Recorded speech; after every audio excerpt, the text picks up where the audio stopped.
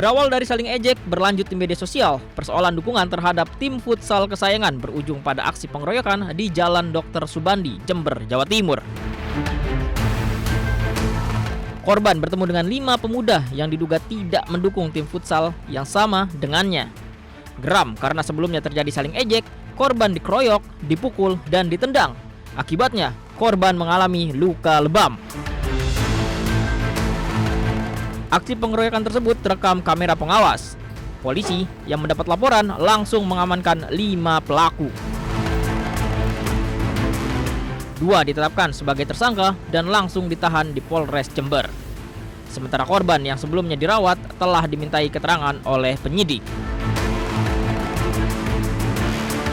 Untuk sementara dari 5 orang yang kita minta keterangan pemeriksaan, untuk sementara kita tetapkan 2 orang yang telah melakukan pengeroyokan dan 3 saksi. Dan untuk saksi-saksi yang lain maupun pelaku-pelaku yang lain masih kita dalami.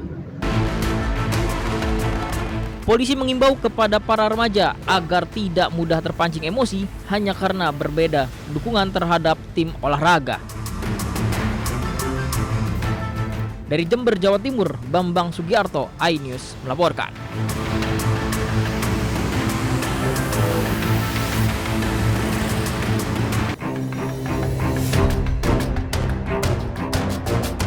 Aksi membahayakan pengemudi truk ini viral di media sosial. Saat melintasi jembatan Suramadu, Bangkalan, Jawa Timur, truk dengan muatan setinggi 2 meter lebih ini ugal-ugalan hanya demi konten media sosial.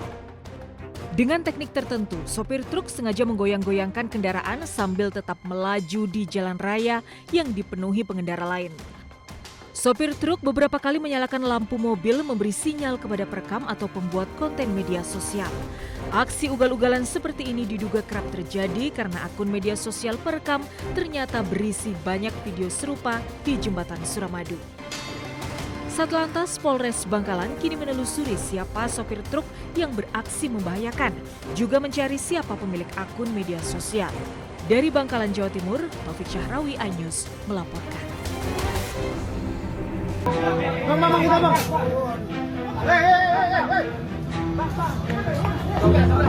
Bentrokan antara kelompok pesilat dan debt kolektor pecah di kawasan Jalan Teguh Umar hingga Jalan Kartini, Surabaya. Peristiwa ini buntut aksi pembacokan terhadap 2 petugas parkir valet di sebuah kafe di Jalan Basuki Rahmat yang terjadi sehari sebelumnya. Bermula saat kelompok debt kolektor mendatangi sebuah kafe untuk menarik sebuah mobil. Namun proses penarikan kendaraan tersebut dicegah oleh petugas keamanan dan parkir valet karena diduga debt kolektor belum dapat menunjukkan dokumen yang sah. Mediasi sempat dilakukan namun situasi berubah menjadi cekcok hingga berujung bentrokan. Kelompok debt kolektor kemudian kembali ke lokasi dan diduga melakukan penyerangan menggunakan senjata tajam. Akibatnya 2 petugas parkir valet mengalami luka-luka akibat sabetan senjata tajam. Berkomunikasi dengan ketua kelompok salah satu suku dan alhamdulillah yang bersangkutan bersedia dan kooperatif sehingga kemarin sore pelaku telah menyerahkan diri ke Polrestabes dan saat ini sedang dalam proses penyidikan. Berapa pelaku, Nan? 1 pelaku yang melakukan pembacokan. Polisi menyebut salah satu korban pembacokan diketahui memiliki keterkaitan dengan salah satu perguruan silat. Kondisi inilah yang kemudian memicu aksi balasan hingga terjadi bentrokan antar kelompok di kawasan Teguh Umar.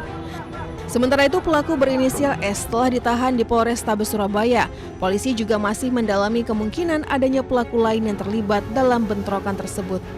Jadi kita sampaikan bahwa kita Polrestabes Surabaya ini terus bergerak, pelaku-pelaku yang memang melakukan pidana kita akan proses. Tapi juga saya sampaikan bahwa jangan sampai nanti ada kelompok-kelompok yang melakukan aksi-aksi semacam aksi solidaritas atau balasan. Percayakan kepada kepolisian untuk melakukan penegakan hukum.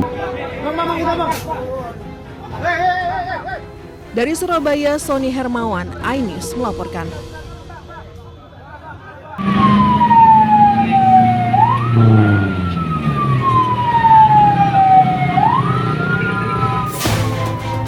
Sebuah truk box terbakar di depan sebuah minimarket di Desa Bojong, Magelang, Jawa Tengah.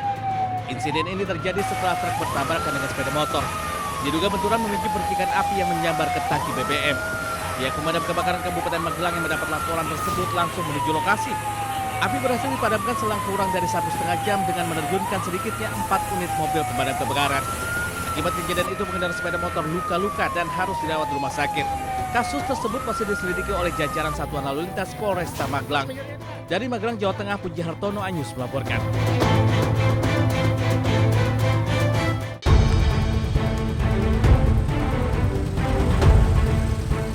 Kecelakaan tunggal terjadi pada sebuah truk box di Jalan Raya Karanggede, Kota Salatiga, Kabupaten Semarang, Jawa Tengah. Sebuah bengkel rusak berat dengan beberapa kendaraan juga mengalami kerusakan yang cukup parah. Kecelakaan bermula saat truk box yang melaju dari arah Klego, Kabupaten Boyolali menuju Kota Salatiga yang sedang tidak membawa muatan. Jalan menanjak di Dusun Bawangan, Desa Reksosari, Kecamatan Suruh, tidak kuat menanjak dan akhirnya truk ini mundur hingga menabrak sebuah bengkel motor. Benturan keras mengakibatkan bagian bangunan bengkel mengalami kerusakan parah. 4 sepeda motor yang berada di lokasi juga rusak. 2 orang yang ada di lokasi kejadian juga mengalami luka-luka hingga harus dilarikan ke rumah sakit. Jalan aja itu kompresornya langsung anginnya hilang. Berarti udah nanjak lagi? Udah. Terus mundur truknya? Iya, mundur. Pak, ini tadi dari mana mau kemana? Dari Klego mau ke Vitalis Salatiga. Pak, ini kosong muatannya apa? Kosong. Selain menghancurkan bangunan bengkel, kecelakaan ini juga mengakibatkan bagian kabin dan belakang truk mengalami kerusakan. Kerugian akibat insiden ini ditaksir mencapai puluhan juta rupiah. Dari Kota Salatiga, Jawa Tengah, Lurisa Lulu, iNews melaporkan.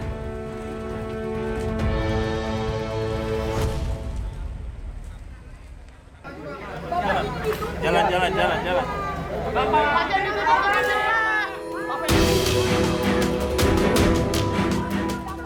Tim penyidik Kejaksaan Agung atau Tim 9 memanggil 2 saksi untuk diperiksa dalam penyidikan kasus dugaan tindak pidana pencucian uang atau TPPU yang menjerat mantan Jampitsus Febri Adriansyah pada hari Rabu.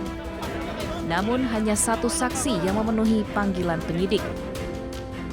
Dalam keterangan tertulisnya, Kejaksaan Agung menyebut pemanggilan 2 saksi dilakukan untuk kepentingan penyidikan berdasarkan surat perintah penyidikan kasus dugaan TPPU yang melibatkan Febri Adriansyah.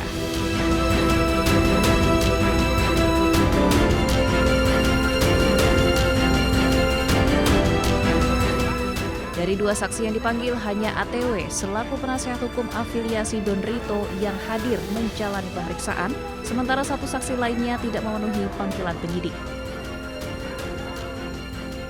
Kapus Penkum Kejagung menambahkan penyidik akan kembali melayangkan surat panggilan kepada saksi yang tidak hadir. Pemeriksaan saksi masih terus dilakukan untuk memperkuat alat bukti dalam perkara tersebut. Tim Liputan iNews melaporkan.